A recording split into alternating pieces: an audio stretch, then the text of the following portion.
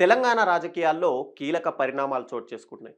ప్రతిపక్షంపై అధికార పక్షం దూకుడు మరింతగా పెంచుతుంది. ప్రతిపక్ష పార్టీలకు చెందిన ముగ్గురు కీలక నేతలకు ఉచ్చు బిగించేందుకు ఇక్కడ రంగం సిద్ధమైంది. ఆ ముగ్గురు నేతలే టార్గెట్‌గా కీలక అడుగు పడిందనే చర్చ కూడా నడుస్తుంది. ఇంతకీ ఎవరా ముగ్గురు నేతలు? వారి టార్గెట్‌గా పడిన అడుగులేంటి? ఆ ముగ్గురు విషయంలో రేవంత్ సర్కార్ ఏం చేయబోతుంది అనేది మనం ఈరోజు మాట్లాడుకుందాం. ప్రతిపక్ష పార్టీలకు చెందిన ముగ్గురు నేతల టార్గెట్‌గా రాష్ట్రంలో కీలక పరిణామాలు చోటు చేసుకున్నాయి. ఆ ముగ్గురు విషయంలో కీలక అస్త్రం లభించడంతో దాన్ని ప్రయోగించేందుకు రంగం సిద్ధమైందన్న టాక్ కూడా తెలంగాణ రాజకీయాల్లో ఇప్పుడు హాట్‌గా నడుస్తుంది. అయితే మాజీ సీఎం కేసీఆర్, మాజీ మంత్రి హరీష్ రావు, బీజేపీ ఎంపీ ఈటెల రాజేందర్ టార్గెట్‌గా ఉచ్చు బిగించేందుకు రేవంత్ సర్కారు వ్యూహాత్మకంగా అడుగులు వేస్తుంది.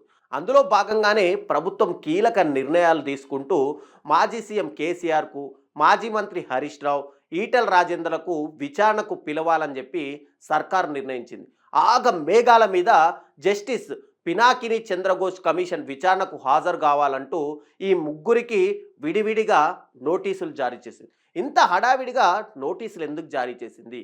దాని వెనుక అసలు ఏం జరిగింది అన్న దానిపై ఇప్పుడు రాజకీయాల్లో ఉత్కంఠ రేగుతుంది. అయితే ఇక్కడ మనం ఒక్కసారి గతంలోకి వెళ్తే కనుక కాళేశ్వరం ప్రాజెక్ట్ అవకతవకలపై తెలంగాణ ప్రభుత్వం గతేడాది మార్చిలో జస్టిస్ పీనాకిని చంద్రఘోష్ ఆధ్వర్యంలో ఒక కమిషన్ని నియమించింది. అయితే 3 నెలల్లో విచారణ పూర్తి చేసి నివేదిక ఇవ్వాలని చెప్పి కమిషన్కు ప్రభుత్వం గడువు విధిస్తే నేటికి కూడా విచారణ పూర్తి కాకపోవడంతో ఇప్పటికీ 5 సార్లు గడువులను పెంచుకుంటూ వచ్చింది. విచారణలో భాగంగా కమిషన్ అనేది ఇప్పటికే క్షేత్రస్థాయిలో ఫీల్డ్ విజిట్ చేయడంతో పాటు ప్రాజెక్టు నిర్మాణంలో భాగస్వామ్యమైనటువంటి అధికారులను కానీ ఇంజనీర్లను పిలిచి బహిరంగంగా విచారణ కూడా చేసింది.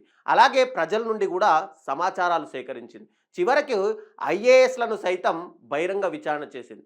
ప్రాజెక్ట్ విషయంలో నేషనల్ డ్యామ్ సేఫ్టీ అథారిటీ అంటే ఎన్డీఎస్ఏ కానీ రాష్ట్ర ప్రభుత్వం ఆధ్వర్యంలో విచారణ జరిపినటువంటి ఈ విజిలెన్స్ ఎన్ఫోర్స్మెంట్ సైతం ఇప్పటికే నివేదికలు ఇవ్వగా వీటన్నింటిని కూడా ఆధారంగా చేసుకొని జస్టిస్ చంద్రఘోష్ నివేదికను సైతం సిద్ధం చేసినట్టు మనకు తెలుస్తుంది. అయితే ఈ నెలాఖరుతో కమిషన్ గడువు ముగుస్తుండడంతో ప్రభుత్వానికి నివేదిక ఇచ్చేందుకు కూడా ఈ కమిషన్ సిద్ధమైంది. కానీ ఇంతలో ఆల్ ఆఫ్ సడన్గా ఏమైందో తెలియదు కానీ ప్రభుత్వం మరో 2 నెలల గడువు పెంచుతూ సోమవారము ఒక ఉత్తర్వులు జారీ చేసింది.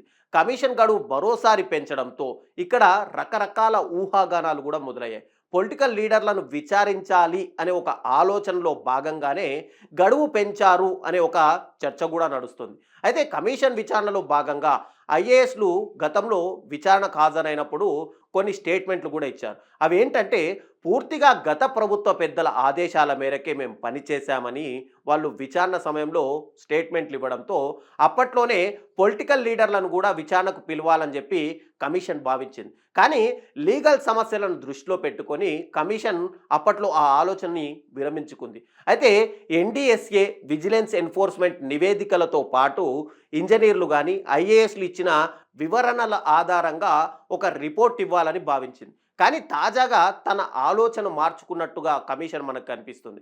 పొలిటికల్ లీడర్లను సైతం విచారణకు పిలవాలని ఇక్కడ డిసైడ్ అయింది. ప్రాజెక్ట్ నిర్మాణంలో భాగస్వామ్యమైనటువంటి ఈ ముగ్గురిని అంటే గత సీఎంగా ఉన్నటువంటి కేసీఆర్ కావచ్చు, లేదంటే ఈటెల రాజేందర్ కావచ్చు, లేదంటే హరీష్ రావు కానీ ఈ ముగ్గురిని విచారణ చేయకపోతే అసంతృప్తిగా ఉంటుందనే ఆలోచనతోనే ఓ నిర్ణయానికి వచ్చినటువంటి కమిషన్ తాజాగా కేసీఆర్, హరీష్ రావు, ఈటెల రాజేందర్లకు నోటీసులు జారీ చేసింది. జూన్ 5న కేసీఆర్ని విచారిస్తుండగా జూన్ 6న హరీష్ రావును, జూన్ 9న ఈటెల రాజేందర్ను విచారణకు రావాలి అంటూ కూడా నోటీసులలో పేర్కొన్నారు. అయితే మొత్తం మీద ప్రతిపక్షానికి చెందిన ముగ్గురు కీలక నేతలు ఇక్కడ మనం మాట్లాడుకోవాల్సింది. కేసీఆర్, హరీష్ రావు, ఈటెల రాజేందర్ను విచారణ చేసేందుకు కాళేశ్వరం కమిషన్ సిద్ధం కావడంతో తెలంగాణ రాజకీయాలు అనేవి ఒక్కసారిగా వేడెక్కిపోయాయి. విచారణకు రావాలని కమిషన్ ముగ్గురు నేతలకు ఇప్పుడు నోటీసులు అయితే జారీ చేసింది. కానీ ఆ ముగ్గురు నేతలు అసలు కమిషన్ ముందు విచారణకు హాజరవుతారా, లేదంటే తప్పించుకునే ప్రయత్నాలు చేస్తారా అనేది కూడా ఉత్కంఠగా మారే అవకాశం. ఒకవేళ ముగ్గురు నేతలు గనక కమిషన్ ముందు విచారణకు హాజరైతే తెలంగాణ పాలిటిక్స్ అనేవి ఖచ్చితంగా హాట్గా మారుతాయి. మునుముందు ఈ వ్యవహారం ఎటువైపు దారితీస్తుంది అనేది కూడా ఖచ్చితంగా సస్పెన్స్గా అయితే మారింది. అయితే ఇక్కడ ఈటెల రాజేందరు గతంలో బీఆర్ఎస్లో పనిచేసి ఇప్పుడు బీజేపీలో ఒక ఎంపీ స్థానంలో ఉన్నారు. కాబట్టి ఈటెల రాజేందర్ కేంద్రంలో బీజేపీ ప్రభుత్వం ఉండడంతో ఈటెల రాజేందరు తప్పించుకునే ప్రయత్నాలు చేస్తారా?